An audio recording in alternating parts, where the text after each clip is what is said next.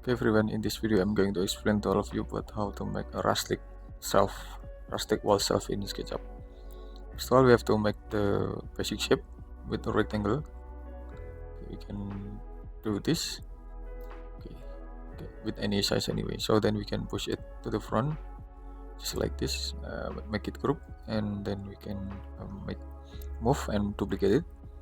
Then we can scale it to the right side or another side. So then we can move it again and we can scale it again, and we can repeat these three um, arrangement anyway to make more abstract arrangement anyway. We can do it, and then we can use scale anyway. We can use this or many more. It's about the creativity of the arrangement of this stick anyway. Okay, just like this and just like this.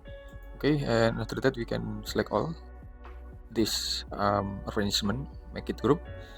So and then we can make the another material. We can use wood. We can use wood material, and after that we can set the wall material with this. Then we can make the another shelf. We can make the rectangle shelf over there on every space between the stick. Okay, so we can push it forward. Okay, just like this, and then make it group. So and then we can set with the different material. Maybe we can use this material, okay, or maybe we can just another material such as a synthetic surface, just like this. Okay, so then we can select this object, select move, and press control to duplicate it to the another space between the stick over there. Okay, just like this, so you can see about the arrangement anyway. Or maybe we can set the scale of the shelf. We can scale it more, so it will make a more variant dimension about it.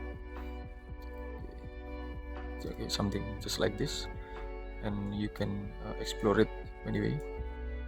Okay, I think it's enough. I hope it will be a lot of benefit to all of you about making this shelf. You can add the shadow, you can activate the shadow to make it more look clear enough than before.